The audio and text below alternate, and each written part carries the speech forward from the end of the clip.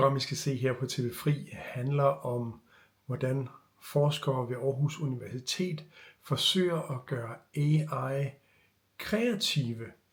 Ikke bare at lave noget generisk, men at få dem til at være mere kreative, end man ellers synes, at de er lige nu.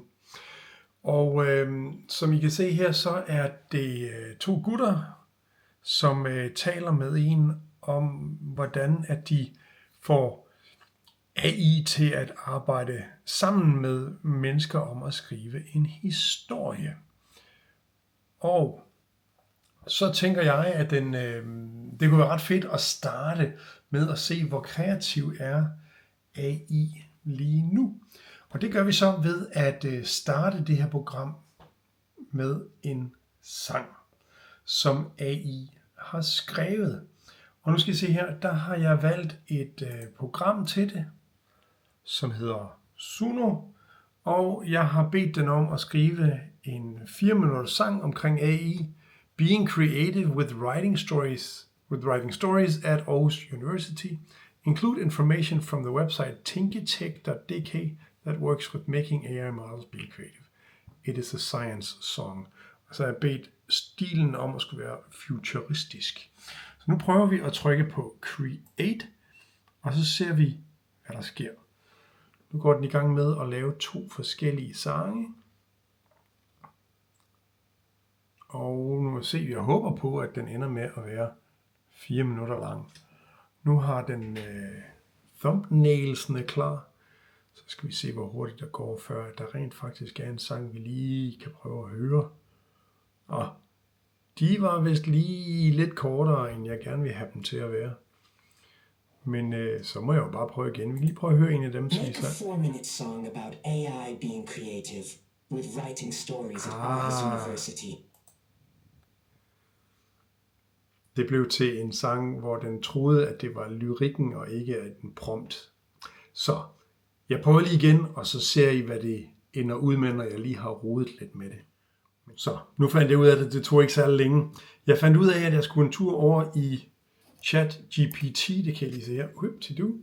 Så tog jeg den prompt, jeg havde lavet før. Make a 4-minute song about AI being creative with writing stories at Aarhus University. Include information from the website thinkytech that works with making AI models being creative. It's a science song.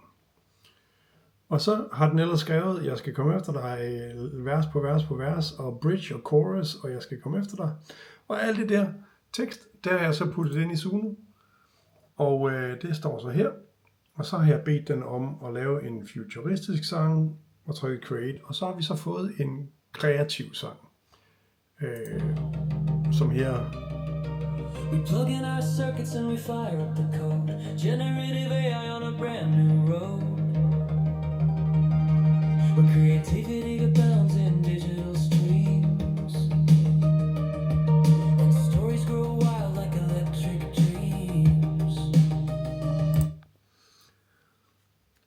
Den har lavet 4 forskellige numre til mig, og jeg skal så vælge, hvad for nogen, der passer til. Men nu kan I komme til at høre både før programmet og efter programmet, der sender vi lige en lille smule AI-genereret musik om Thinkytech og de her gutter, som laver nogle ret spændende ting på Aarhus Universitet. Jeg håber, I vil nyde det.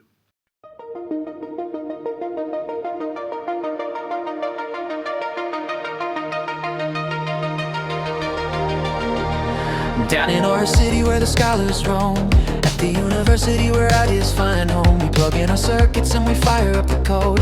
Generative AI on a brand new road, where creativity abounds in digital streams, and stories grow wild like electric dreams. Our minds meet machines and together we write, in labs and lecture halls deep into the night. Oh, at you the future's bright. We don't just compute, we compose. We mix algorithm with prose, from prompts to poems, and there it is that glow. AI and humans, let the ideas grow. Compute the muse, let the models play it. Or as uni, we write the day away. From digital ink to AI drawn scenes, we're telling tales you've never dreamed. Thinkytech's lights, we watch them gleam. AIs of imagination, our science dream team. There's a platform called Tinker Tech where kids learn and explore. A storytelling tool that opens every door. Generative text illustrates vivid and wild. Every budding writer becomes a curious child. From logic to language to creative flow, it shows what digital intelligence can grow. You tweak the knobs and watch ideas expand. AI becomes your partner as you craft by hand. Science tale born from creative land. Inquiry based, build and play. AI models guide the way from simple words to a novel scene. It's learning with a creative machine. At Aarhus Uni, we gather around where STEM meets art. Ideas abound. We ask how and why and what can be. We teach machines to write creatively, from theory to lab to stage and screen. AI helps us chase the unseen. Digital tech we deconstruct and feel. We're human and machine will reveal new ways to learn, create and heal. Compute the muse, let the models play. At Aarhus Uni we write the day away. From digital ink to AI drawn scenes, we're telling tales you've never dreamed. Tinker Tech's lights, we watch them gleam. AI from imagination, our science dream team. So here's to the stories that are yet to come. The algorithm poets, the code spun hum. Where creativity sparks from silicon minds. At Aarhus Uni the future finds new forms of craft where art and science bind. The human heart to the machine crafted mind.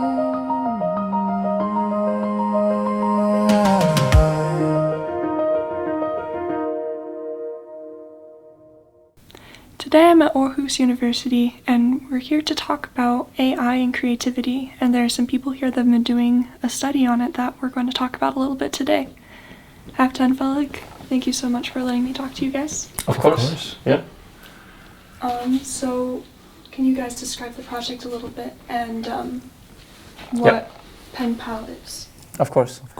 So the experiment has gone a long way. It's actually been running for almost a year now, but in different formats.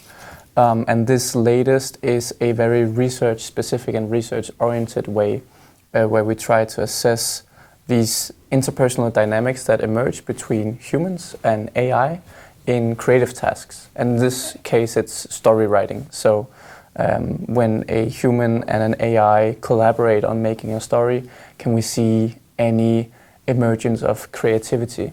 Because I think most people can agree that AI in itself is not creative. If you ask it to write a story, it'll probably produce a very generic story that's not very interesting. But what if you pair it with a human and you give them access to give this indirect feedback along the way? So in the way that the human writes a sentence and then the AI responds, they get to kind of feedback what each other says and then drive the story forward together rather than the human telling the AI to do something. Yeah. It's also kind of trying to level out the gap in agency there often is between the human and the AI in these user interfaces. Because if you write with ChatGPT or you ask ChatGPT to do something, it's always you having the master role and then asking the language model of the AI to do something for you. But in this experiment, they have an equal amount of agency because they got the exact same instructions. Yeah. And they're told to do the exactly same thing. So they have each, from a theoretical standpoint, the same rights in this experiment. And then they collaborate on making a story. And then we would like to see whether we can see either creativity emerge, but also if we can see these systematic differences in the way that they write. So is there a systematic difference between the way a human writes versus the way a language model writes when they have the same instructions? Yeah.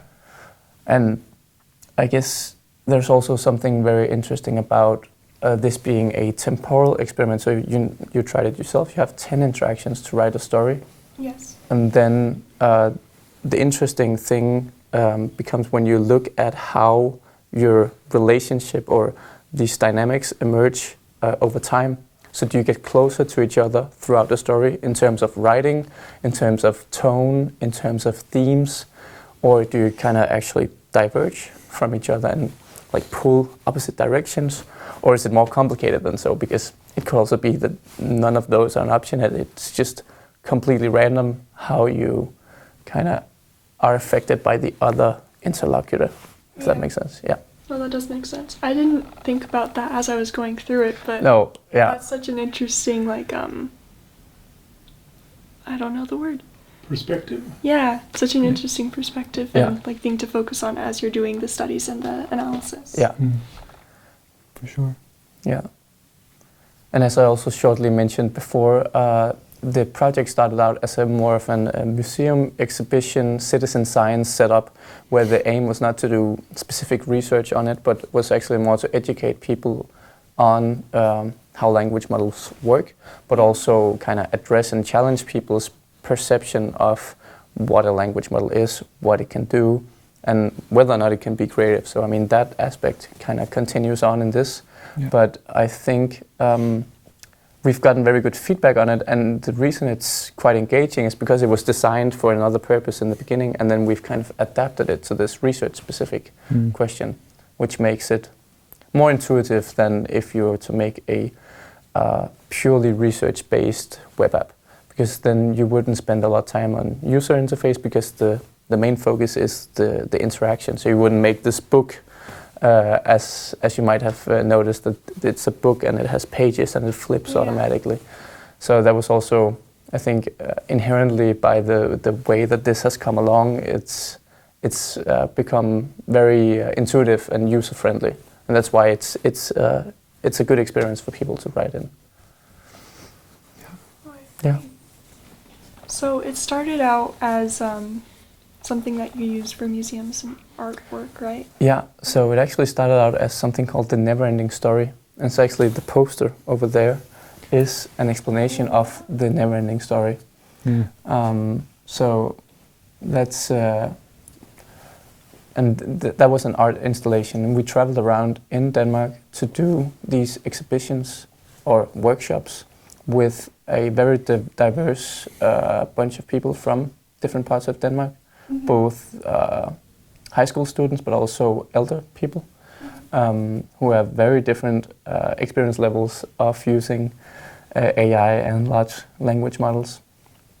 And this was mainly, as I mentioned earlier, to address different concerns and questions about AI's role in society in general. And each workshop had a very specific theme. So each workshop focused on a specific aspect of how AI could be used, but we always had this baseline of using the Never-Ending Story as a way to reflect upon both what a language model is, what it can do, and how it can create narratives together with a language model. And also it was just entertaining. So that was the thing about making an entertaining platform. And in that version, we also have with images as well.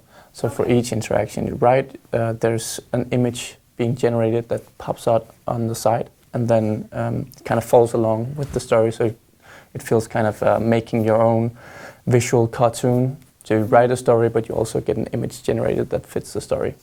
Yeah. It's a book that appears as you write it. Yeah. Yeah. You're talking about how to get, seeing if people are more creative with AI than without. Compared to like working in groups, because I find that working with an AI is similar to like working with a human with another partner. person. Yeah. And so then you're able to bounce ideas off each other and generate more. Yeah. Would you think that the same interaction between a human and AI and just two humans would have more creativity, or do you think it would be about the same? You can definitely make an argument, I would say, that the human-human interaction from a starting point can be more creative. Some of the things that we've experienced when we've done this is that, and it's a somewhat well-known fact, that AI models can be sycophantic, is like the buzzword. It has been made to and adjusted to follow the human output a lot. So usually when you co-create with an AI, the creativity is, and that's also kind of what we want to reaffirm, is placed, or the burden of being creative is placed on the human, because the AI can do a lot of things really well, like process information and stuff, but generating truly novel output is usually not the thing that it's the best at.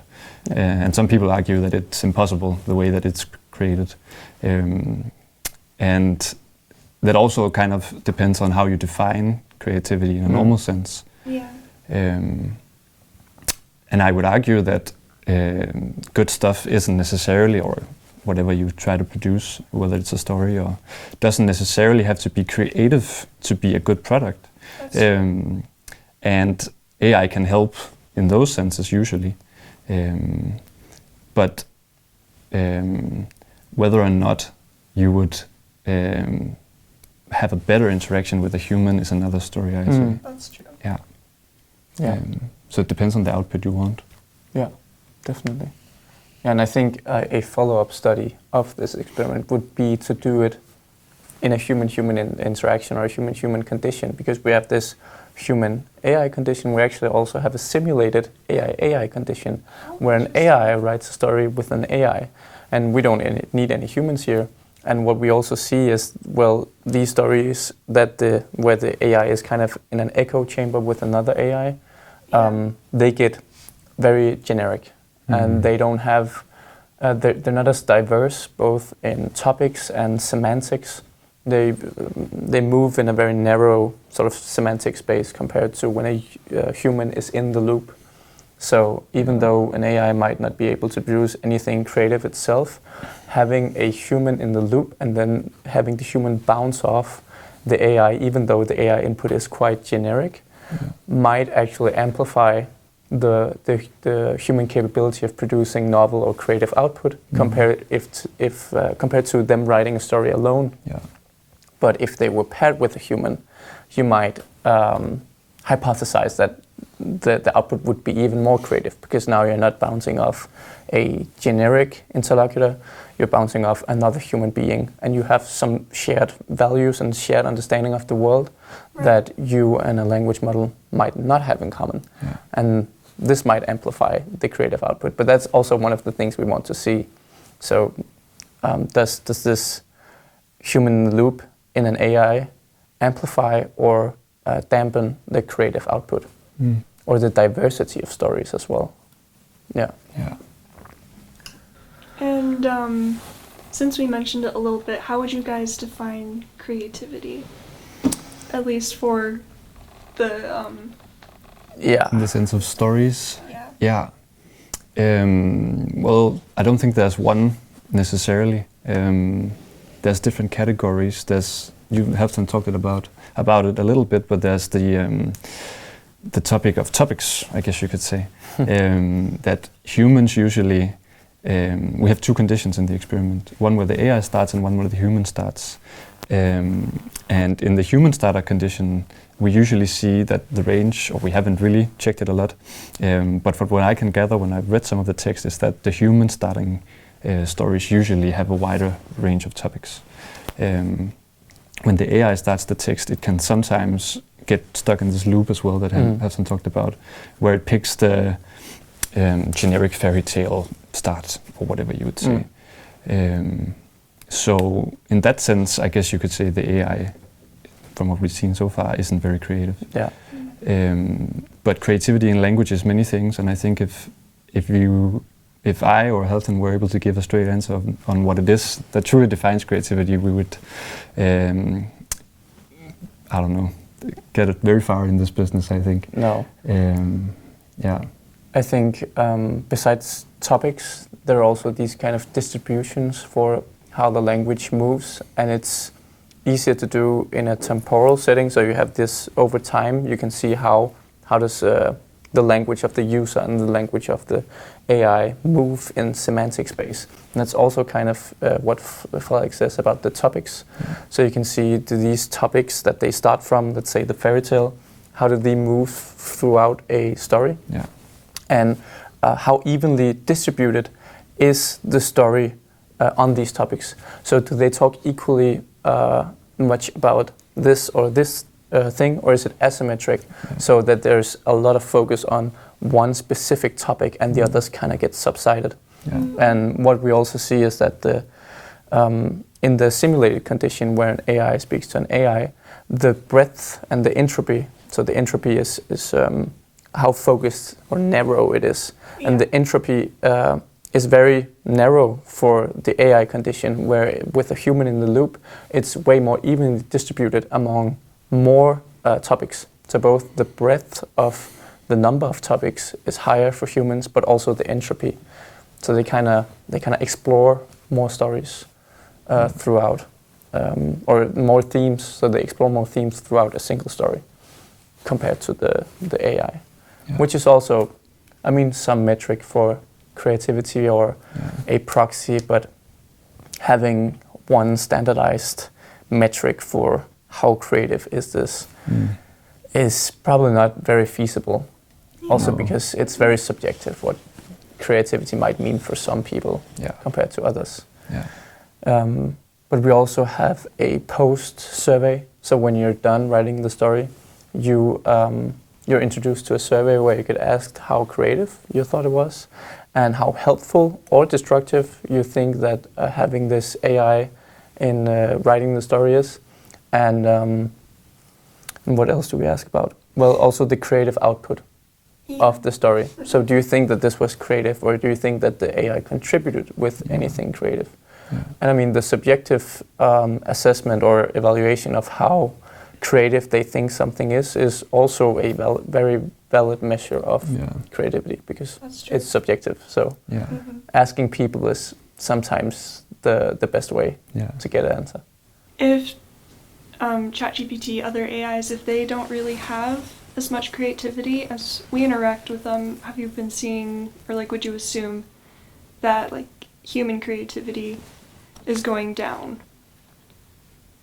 Well, if you use these models in a way that the current user interface, like when you write with ChatGPT, allows, then yes, definitely, because these user interfaces are made for an asymmetric role distribution where you are the master or the system, and it is the assistant. And also actually the code infrastructure, when you call these models, like if I use a GPT model with what's called an API call, the role of the model will always be assistant. So the whole interface and the whole structure of these platforms are made in a way where you always are the master and it's the slave, or at least the worker doing something for you. And this role distribution is very effective in a lot of productive settings, but in creativity it might not be very creative or might not give rise to too much creativity because it's bound by these restrictions. And then what we try to do is kind of level out this asymmetry, and that might actually amplify some creativity, but there's still the problem of these models being narrow in their understanding of the world, but also very narrow in the way that they're made. So they're made to, as you mentioned, sycophancy. So they're made to kind of just follow along with what the user does, and they're also made to move in these kind of narrow spaces. They're very censored, so they won't produce any profanic language. They won't do any PG-13, so to say, stuff in the stories, and that also limits some kind of creativity. Yeah, that's true. Because it gets restricted. So, and creativity needs a way to unfold its freedom in some way. So that's a problem that we run into as well, because we see that it kind of, even though it might amplify creativity in some settings, it might also dampen it when the user tries to push the story towards an edge, or tries to challenge the story narrative a bit. It'll always pull back to what's safe, because it has these safety measures or safety bounds for like profanity and PG-13 stuff. So that's definitely an issue. So yes, people might get less creative when using these models, especially if they're using it in these classic user interfaces for creative production. So what are each of your roles in the study? Yeah, so on the first hand, we're kind of developers of the system. So we need a platform running, we need a user interface that kind of addresses the issues I talked about with the classic user interfaces, and that came up to be this book. And then our first job is to make a user interface that works. So we need to develop actually a web app or a website where you can easily access the platform. And that's both of our jobs. But first of all, we're also researchers, and we're studying cognitive science. We're data analysts, so our main job is actually researching and analyzing the findings. So as I talked about with the topic distributions and different measures of both creativity, but also just general measures of text assessment. So how many of these kind of class of words like verbs or adjectives do they use? How does information propagate throughout a story? Yeah. All these measures is what we're experts in. So yes. I will give Halfdan the credit of most of this, because he's also been a part of the project that he mentioned before, the Never Ending Story, with some other students here from cognitive science. I'm somewhat new to this project, I would say. So most of the stuff that you encounter in the experiment and when you write the story, most of the idea production and most of the implementation has been done by Halfdan. So while I'm somewhat newer to this, I would say that I come from, you could say, like a little bit more traditional background when it comes to the analysis part of the text analysis. That's a whole avenue in itself, but the rise of language models and the stuff from like AI, as you say in colloquial speech, comes from a branch of study called natural language processing, to get a little nerdy. And inside that it's also a whole thing. But I come from, as Halfdan mentioned, like more of the traditional way. So readability metrics, how advanced is the text that you read, and what word classes are occurring and stuff like that. So Halfdan has looked a lot into as he talked about, how the language models and how user text navigates the semantic space and the topics that they produce. And I am, you could say, a little bit more gray in the old school sense than looking at the word classes. That's also very necessary to look at. I mean, it's also, when you look at like the very basic message of the language that is produced, there are very clear differences, and that has been known for a while. That AI models or language models usually produce like more flat speech in the way that it's predictable, because it's a probabilistic model. That's how they work. Whereas user speech is usually, we go back and forth and we find clever shortcuts in speech, where we go from one topic to the other and we make jokes and all the stuff that we kind of combine with normal linguistic human output. Whereas language models have a really hard time producing humor or making clever references to stuff that's not obvious, which is also, I believe, very interesting. Yeah. And the more gray area, as you put it, of what word classes are being used by which interlocutor is in itself very studied, also in terms of language models and AI and uses, but it's not very studied in this dyadic setting, where they get to kind of give each other feedback. So the very interesting thing about what Frederik is looking a lot at is also over time, do you start using more verbs, less verbs? Is there a difference between what words the human uses and the AI, and do they converge or diverge, or do they go back and forth? Kind of the same with the semantics we talked about earlier, and the tone of the story.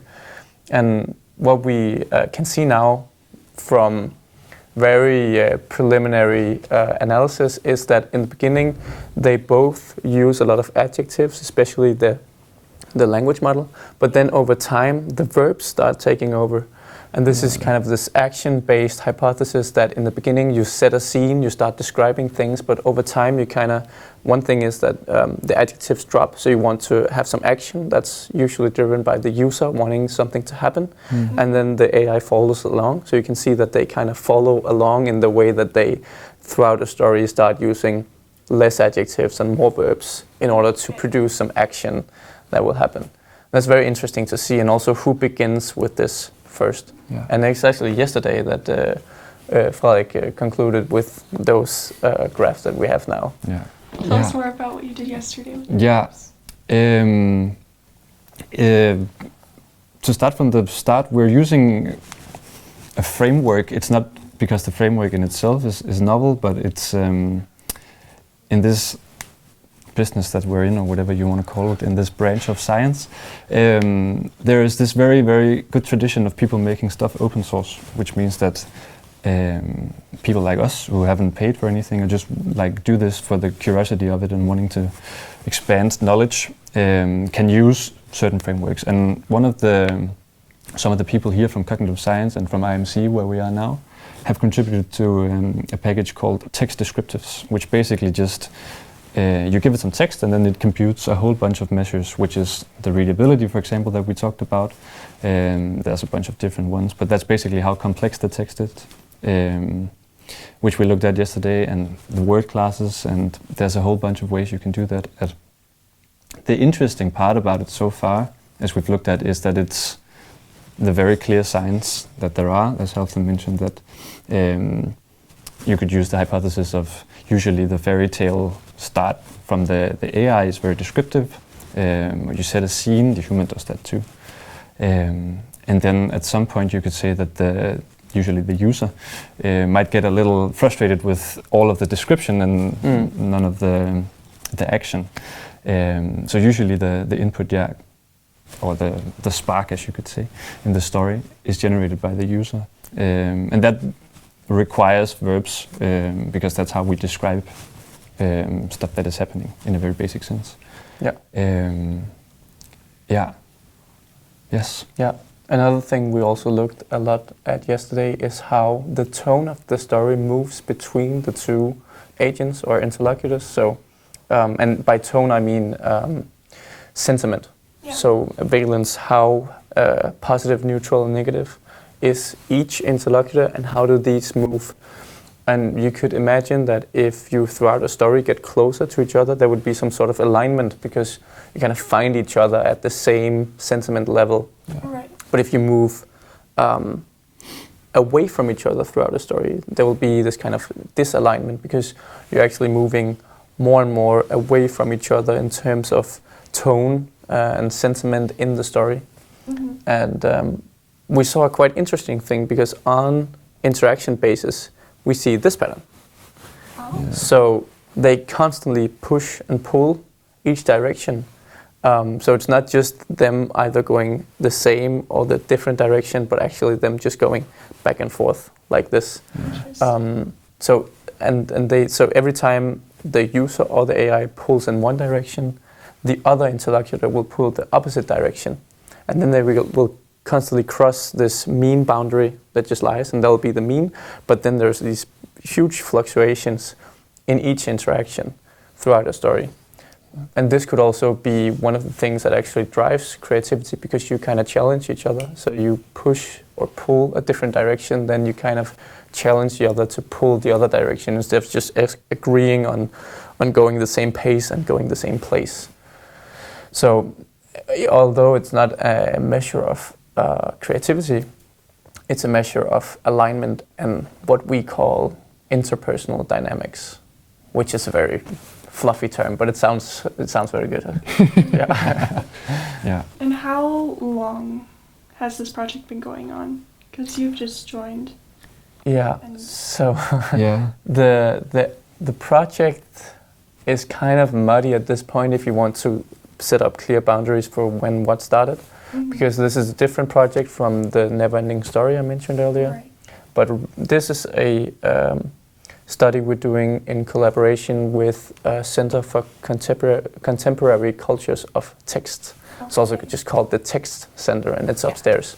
So it's a Grundforskningscenter, a Danish research foundation center, which has the goal of understanding how the rise of large language models and AI affect text cultures.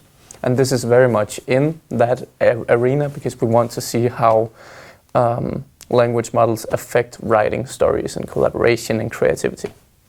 So this project is with the Tech Center that we're affiliated with. But the earlier versions have been with IMC here and something called Modellernes Kraft, the power of models. And we've also been with a project called the EER project in Berlin, which was the museum exhibition focused. So I mean, the boundaries are somewhat overlapping at this point. Yeah. But this has been going on for 4 months now, I think. Yeah. Yeah, and then we're hoping to get some results throughout December, and then a publication later where we can actually kind of get out with these new findings about how dynamics move in the setting. What are your individual hopes or what you're searching for in the outcome of the study? Well, I mean, the pro-human creativity standpoint would be to say that AI or language models are incapable of producing creative output. I don't know if I would go quite that far, but I hope, and that's also kind of like what we're seeing glimpses of now, but that that the human creativity that we pressure or find so precious hasn't been dethroned completely yet. And that's a very common theme in history as well, that every time this new technology comes along, we cry wolf and we say that the human part in the world has been dethroned. So, of course, most of us are team pro-human, but I wouldn't write it off as like AI models, and we spoke about that earlier as well, being like a useless tool at all. It's a very, and you can see that already, a very revolutionary technology, and it definitely has a place. But like everything else that is new, we have to find the correct uses for it. Yeah, and then this kind of tries to assess whether one of these uses are in creativity and literature, or if we just separate that and say, okay, well, large language models and AI are very good for media production and other kind of effectiveness enhancing pipelines, and very good for these corporate things, but creativity, music production and literacy should maybe just be their own thing. And this could contribute to the arguments behind which standpoint you should take. Because if we see that creativity can actually emerge and meaningful stories that resonate with people can emerge in this setting, then you can use it, but you have to use it carefully, and you have to use it in a setting or a framework like the framework we have, where it's limited. You can't just tell it to do this and that. It's right. You have responsibility, and it has responsibility to both contribute to a shared product. And it's this thing about having a shared product that's very central for making something creative. That's the same if you are sitting within the human and want to create something creative. You need to be equally engaged in it. And one way to do that is having equal roles, as we talked about earlier, but also having a shared product that you feel ownership of, both of you. And if the human can still find ownership or feel ownership over the story, even though you made it with an AI, then that might also help in creativity. So, yeah, it's hard to say yet. And some people are very touchy about this AI in the creative world with music and literacy or literature, sorry. And some people are very open to seeing this as a tool for enhancing different ways. And it might also be that these kind of studies can tell something very quantitative, but the real creativity or valuable assessment comes from human evaluation of the product. And then that's a more anthropological way of seeing it, but it would definitely also be a valid way for assessing the output of these products or stories, to have someone read through them and say, well, I find this very entertaining, this is creative. Or a human reading through it and say, well, I can clearly see that this is not creative, and I can see that the human creativity or the creativity in general is being limited by having a large language model or an AI in the loop. Yeah. So both arguments and both camps have their standpoints, and then we're I guess, trying to be the middleman and to take reasonable approaches and say, well, we have some evidence here that says this, but we also have some evidence saying the opposite, depending on what our results will be when we're done with the analysis of the stories. Yeah. Yeah. But I read through some of the stories, and some of them are actually very good. There was one yesterday. I'm not sure how much I can say, but it was about a Canadian hacker who revealed the Canadian government to be corrupt and being this whole like being part of almost a mafia, a Canadian mob, and it was the finance minister of Canada who was like the main vigilante behind this corruption scandal, and she was kind of the protagonist was revealing this in the story. So I mean that's quite creative because that's not anything we see in the simulated data set where an AI just talks to another AI. There's nothing about Canada or corruption or hackers or anything. It's more often about a girl stumbling into a forest and revealing some kind of hidden magical fairy chest, forest, all those buzzwords. Yeah. And that's also what we see with the topics, that it's always about this girl and there's a forest and there's something magical, and it's very generic. So there's definitely a huge difference between what human writes and what an AI writes, even though they get the same instructions. So you guys have been saying that there have been a lot of people writing and submitting stories. How do they go about the process of being part of this study? Yes, so we've been trying to recruit participants through many different avenues, most of which has been on public posts throughout the internet. On our own Facebook profiles and in different groups that we're a part of, and that's how we've acquired a lot of the participants. But as Elton said, we're also collaborating with Text upstairs, the department upstairs, and they've been very kind to help us distribute a little bit through to some high schools where we've got some participants. But it hasn't. I mean, we can always use more. That's the burden of the researcher, right? You always want more data. So that's how we've gotten most of it. It's unpaid, so we don't pay people anything. But we like to think, at least, that we give an experience that you wouldn't really find anywhere else.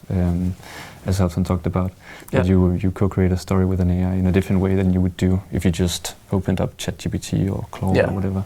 Yeah. So before the experiment, people are often a bit skeptical because, I mean, we also have a survey, as I mentioned, and they're like, ooh, but then as soon as they start writing, they get very engaged in it. And I think the word has just spread the same way you tried it and then found it interesting. And then, as you mentioned, we distributed through ATU. So that was the high school, which is the academy for talented young people. And then we also have demographic information about them. So it will also be interesting to see what different age groups write about, because we have that information, and also different genders. So to see if creativity, or maybe just the topic distribution, is different between these high school kids or young people and then the more adult group. So we've been distributing very, very broadly and are still doing.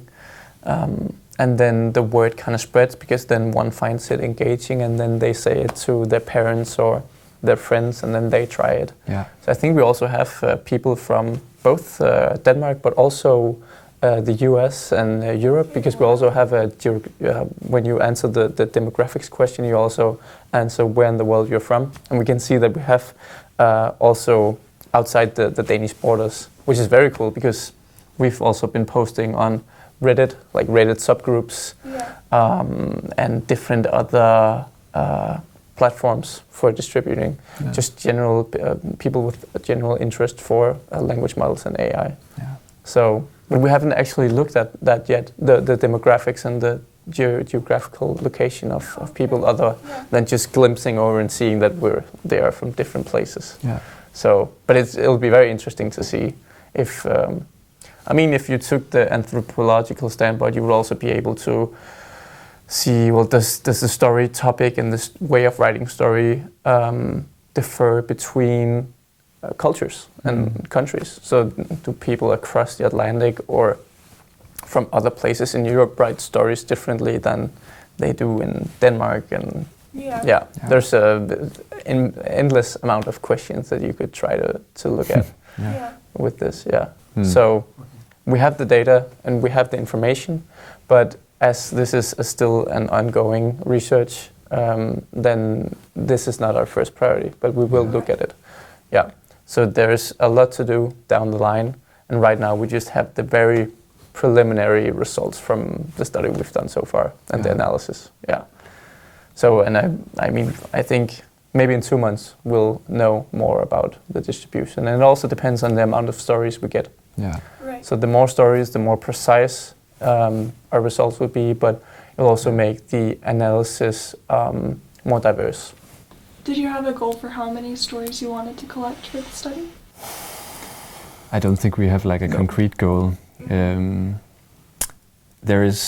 We also have like different conditions, and if you have to be able to say meaningful things with the data you have, you need a certain amount of stories or participants in each category.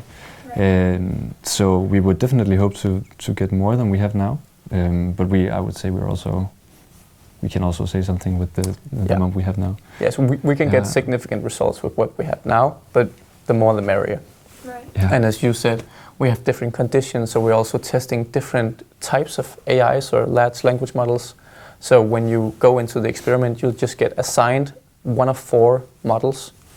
And 2 models are what we call proprietary or commercial, which is these open AI models that we use in Claude as well.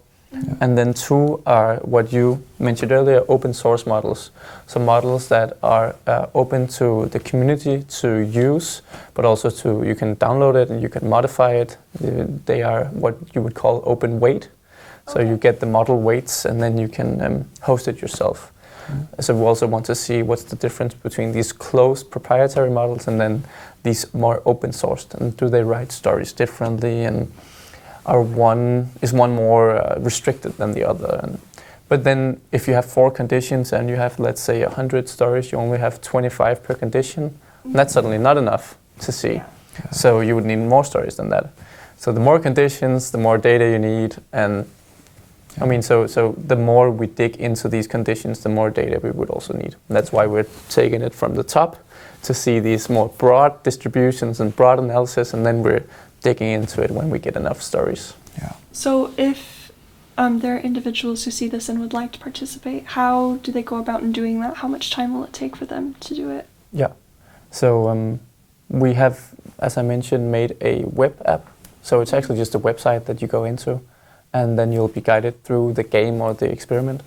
And it's called penpal.tinkertech.dk. And it takes around 15 minutes to complete if you're a fast writer. Some also like to kind of take their time writing and find something creative to write, but around 15 minutes, And the website is penpal, so that's the name, and then .tinkertech.dk. So what are the next steps to finishing this project, and what are you hoping will come afterwards when you're done with it? So this specific project will end when we have enough stories and we're done with the data analysis, and we can publish the results. But with this kind of research, there's always more to investigate, and you often realize that when doing the analysis or after deploying the experiment. So we'll probably find something else or something more to investigate further. There's also the human-human condition I mentioned, where 2 people write together.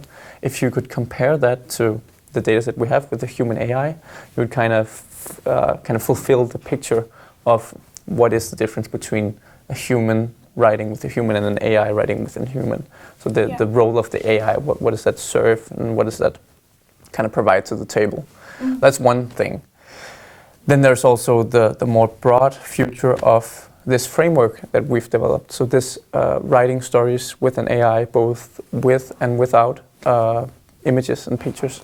And one thing that we wanted to do with this platform is also to have some kind of educational effect, because more and more students are using artificial intelligence to write their things, to cheat, and also to be productive and actually help them.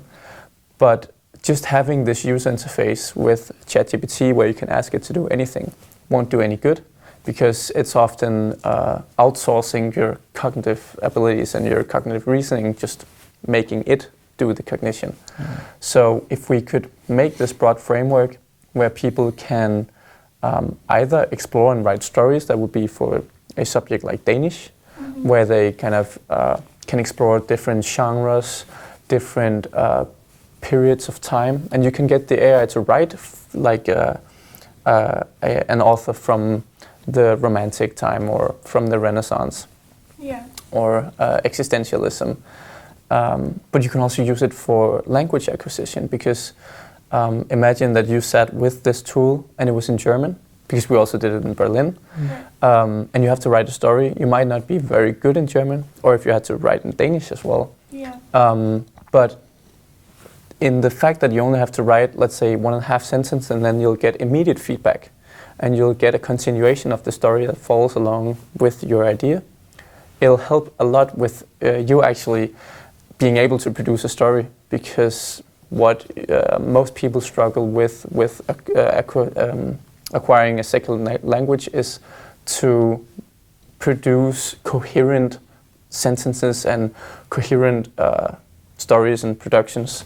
So if you tell a student to write this whole paper about something, he might struggle with even writing the first sentence. But if you just ask him to write one sentence, and then the AI helps writing the next, then you get this ping pong back and forth. They'll help him produce a story in German and engage him in learning German.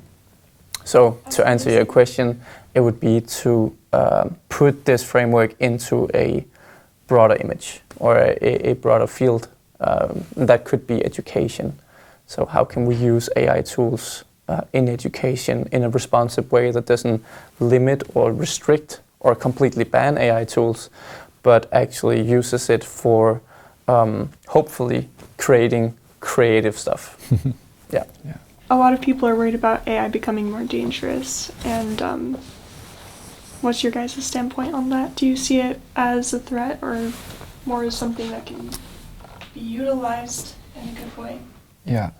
So we spoke about it a little bit earlier as well, but that with new technology, we have to figure out how to use it in the best way. And of course, there are people that misuse AI for certain stuff. A very current example is the AI slop, as you could say, both with text but also in music. Some AI-generated songs are on the Spotify top 50 playlist in different countries and stuff like that, which asks multiple questions, in my opinion. One of them is, what content do we as humans want to consume? What expectations do we have for the things that we spend our attention on, our cognitive function, our energy? What do we take in, and what avenues of creative output do we want to support? The thing with AI-generated content in general is that it comes from somewhere. Just as humans, that's also a philosophical debate, but if humans are a blank slate from when we start, we have experiences throughout our life, so none of us create anything from nothing. And AI technologies and large language models and whatever are the same. It's all trained on different stuff. The difference between us and the models in that sense is that we know very concretely what they have been trained on. That's very hard to do with a human. Throughout your whole life you've had trillions of different experiences and impressions and stuff like that, and that's all stuff that we consciously and subconsciously take and build upon to create new stuff or stuff that we somehow have made. With an AI, it is trained on a lot of data that we know beforehand. And as such, there are very distinct patterns from which we can see, oh, in our case, for example, there's the fairy tales. Okay, so the AI has been trained on a large amount of fairy tales and has somehow learned that this is the way you write a short story. Humans are usually, in a lesser sense, guided upon our previous experiences in that sense and more exploratory. So to answer the broader question of will AI take over the creative industry, not yet, at least I don't think so.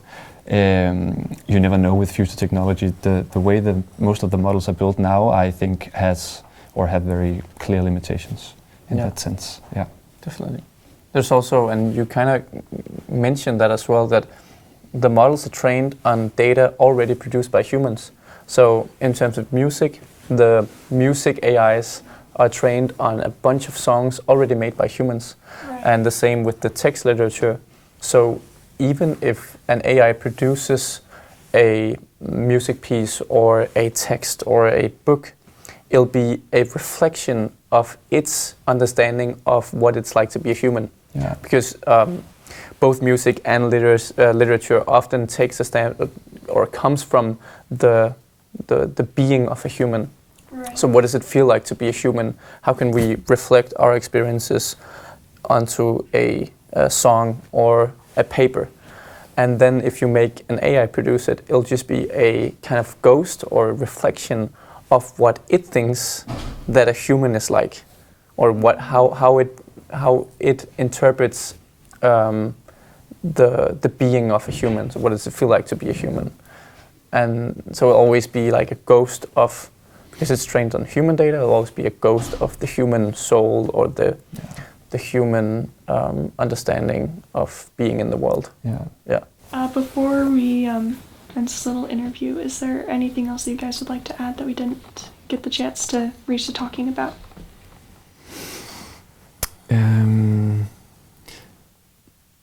Not really, at least in my case. No, I think go do the experiment.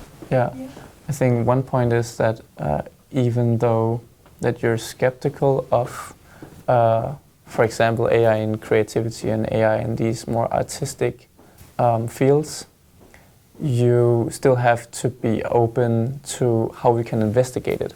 Yeah. So with this experiment, we sometimes get some skeptics who are saying, well, it shouldn't be used for literature at all. And then I might say, yes, I agree, but we have to see the nuances and the aspects of how it might be used, or can we make it make something creative. Yeah. Right. So you can be a skeptic and still be open to this kind of research and be interested in it as well. Yeah. So one does not necessarily replace the other, so to say. Yeah. What is important to remember? There is one thing that I thought of, that we've talked about how these models are made and what they do now, but there's also the other side of it, which is the amount of energy that they take to produce and to get running. And I think there's a very, you can spin that in a negative way and say, oh, it's bad for the climate and it's all these things, which is true to some extent. But you could also spin it to say, oh, well, we as humans and what we've created are, or is a very effective process if you look at it in the way of energy. So to run a large language model, you need to train it on a bunch of data, and that costs a bunch of energy. Right. But if you do the calculations as to how much actual energy is spent on a language model of like a normal, reasonable size, it is astronomically more than what it takes to keep a human brain running. So there is a long way, and that's also there's a long way for us to recreate ourselves. That's also a philosophical thing. But I forget the quote specifically, but there is a very human tendency to recreate ourselves, but every time we try to do so, we find out that biology has done it better already. Yeah. So there is a very awe-inspiring point, I think, to make, that we try to make these things do our work for us, but in the end, we are a way more optimized version of this. Yeah. I mean, I can produce stories running on very little breakfast and just a cup of coffee. Exactly. And it takes maybe 5 liters of water and something to make the AI run and do the exact same task of writing a story. Yeah. So that's a very good point. Yeah. Yeah. Oh, that's amazing. Thank you both so much for letting us talk about this, and make sure that you go and take the survey.